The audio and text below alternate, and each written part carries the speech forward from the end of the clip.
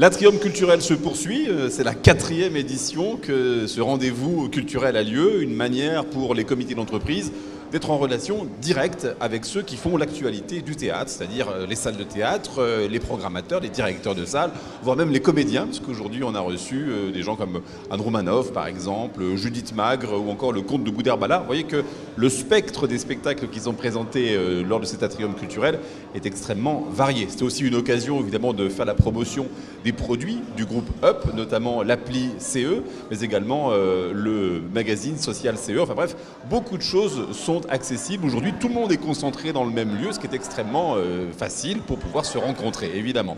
Nous allons parler de théâtre, encore une fois, avec Patricia Giroux, qui est la directrice du théâtre Gérard Philipe. Non pas le théâtre Gérard Philipe, alors évidemment, qui est très connu, qui est à Saint-Denis, mais qui vaut le coup quand même, le théâtre Gérard Philippe de Meaux, dans la Seine-et-Marne. Voilà, une très jolie ville.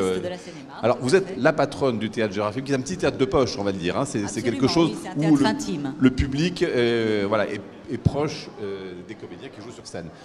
Expliquez-nous un petit peu. Alors effectivement, c'est ce que nous, on appelle notre petit théâtre de poche, hein, qui contient 75 places. C'est un théâtre où, justement, on prend plaisir à mélanger le public et les acteurs. Parce que notre credo à nous, c'est que le théâtre doit appartenir à tout le monde. Et surtout aux personnes qui s'en croient le plus éloignées. Voilà. Donc c'est la raison pour laquelle nous programmons des classiques revisités pour qu'ils soient plus proches des gens, pour que les personnes qui ont lu Molière ou Racine pendant leur scolarité et qui n'y ont pris aucun plaisir, trouvent tout d'un coup du plaisir à l'entendre, à le voir et, voilà, et à prendre vie sous leurs yeux. Alors, ne serait-ce que l'histoire même de votre théâtre est passionnante parce que finalement, vous êtes comédienne à l'origine, voilà. Et puis très attachée à la ville de Meaux et à la Seine-et-Marne.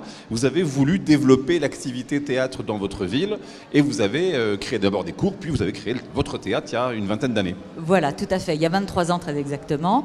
Nous avons commencé par mettre en place quelques cours de théâtre, 2 dans un premier temps et un petit peu plus les années suivantes.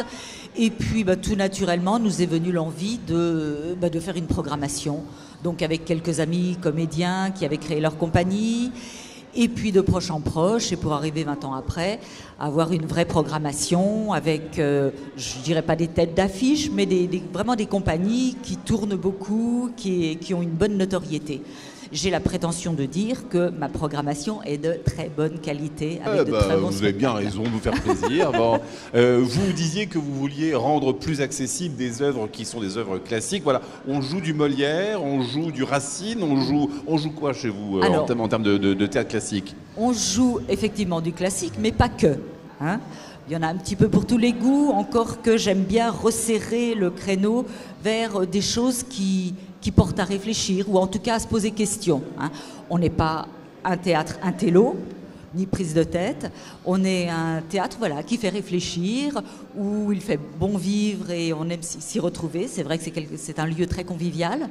Mais voilà, donc il y a du classique, il y a aussi du contemporain, il y a aussi de la création.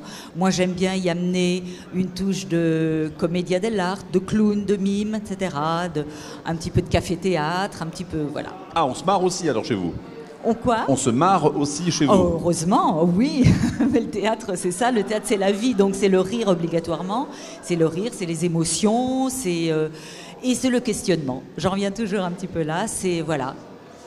Vous avez également des pièces qui font réfléchir, comme une pièce avec cette rwandaise qui, parce que alors, sur le coup, ça part sur une thématique qui est un petit peu dure, mais voilà, qui montre qu'il faut savoir passer au-delà, malgré l'horreur. Le nom de la pièce, c'est comment? Alors, le nom de la pièce est un petit peu compliqué. C'est Sur ma colline, Rwanda, avant, point d'interrogation, et puis après.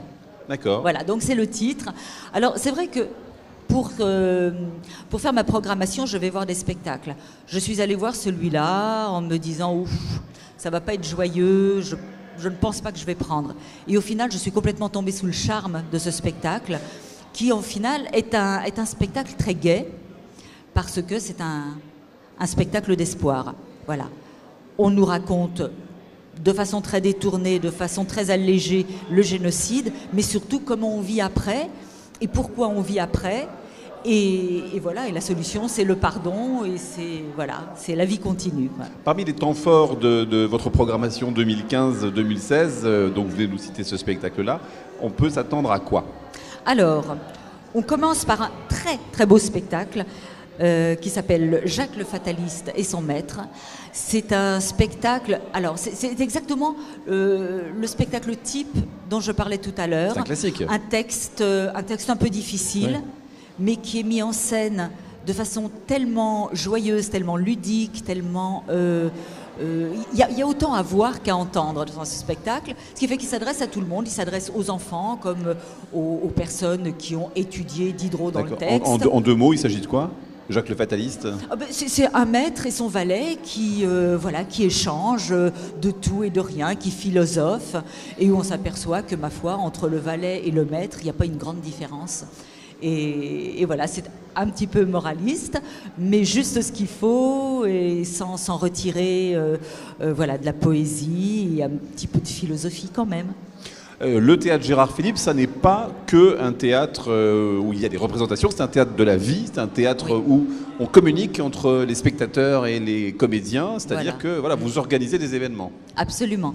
Alors, justement, et je pense que le théâtre Gérard Philipe avait toute sa place aujourd'hui dans cet atrium, c'est que nous avons la possibilité, du fait de notre petite structure, de pouvoir consacrer une soirée à un groupe. Voilà, une soirée privée, on va dire, avec un spectacle, avec des rencontres, avec les comédiens, avec, voilà, et tout ça de façon décontractée autour d'un verre. Donc on peut privatiser une après-midi, une soirée, etc., en fonction des besoins. Comme si on se faisait sa projection privée, on se fait son théâtre privé, alors. Exactement. Pas mal, beau concept. Et avec la programmation en cours, alors? Alors voilà, c'est à la carte. Hein, un groupe ou un responsable de comité d'entreprise m'appelle en me disant « J'aimerais bien voir ce spectacle.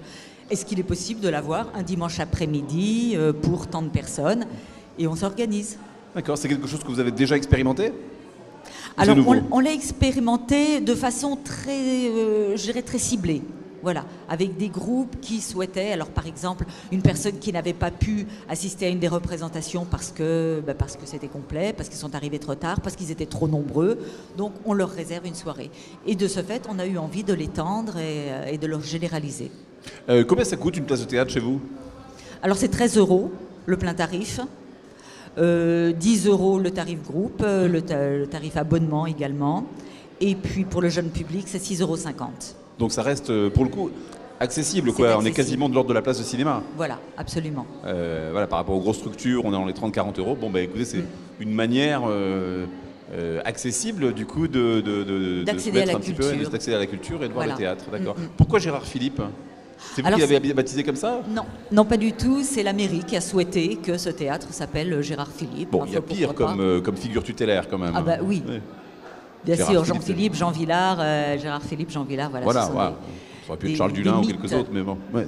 Oui. Bon, bravo alors en tout cas. C'est à Meaux, c'est où? C'est dans le centre de Meaux? C'est dans le centre-ville. On ne peut pas faire plus au centre de Meaux, voilà.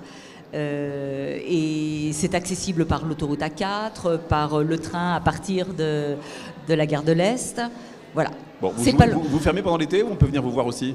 Pardon? Vous fermez pendant l'été ou on peut venir vous voir également? Alors non, on ferme du 15 juillet au 15 août. D'accord. Voilà. Dépêchez-vous si vous voulez aller voir les pièces qui se jouent en ce moment au théâtre Gérard Philippe à Meaux. La reprise donc à partir de la fin du mois d'août. Voilà, du mois de novembre. On a une présentation de saison le 6 novembre et on démarre la saison jusque fin mai. D'accord, ok. Ce sera avec grand plaisir qu'on va découvrir votre programmation. Merci beaucoup d'avoir participé à l'Atrium culturel. J'espère que votre formule, qui est assez intéressante finalement, de privatiser le lieu du théâtre, donc 75 places, une jolie scène, pour pouvoir assister à la pièce et puis éventuellement faire un dîner après, voilà, boire un verre, et rencontrer les comédiens qui ont joué dans la pièce. Donc il n'y a pas meilleur moyen de pouvoir être au plus proche du monde du théâtre et des comédiens, de comprendre un petit peu ce qu'ils ont voulu raconter. Voilà. Tout à fait. Merci infiniment Patricia d'avoir assisté à notre interview et je vous invite à rejoindre l'Atrium culturel et de continuer à faire connaissance avec les représentants des comités d'entreprise. Je n'y manquerai pas. Bon, merci beaucoup. L'atrium culturel, ça se poursuit dans quelques instants. Nous allons parler des différents produits. Hop, je me penche, mais je suis encore là. Hop, des différents produits que propose le groupe Up pour cette année. Toutes les nouveautés qui sont en cours, car il y en a. Figurez-vous que l'année dernière, et vous le savez peut-être, le groupe Up s'appelait encore groupe Chèque Déjeuner, et ce depuis de très très nombreuses années. Il a changé de nom, mais il n'a pas changé d'objectif. Toujours plus haut avec de nouveaux produits. Mais ça, on en parle dans quelques instants. À tout de suite.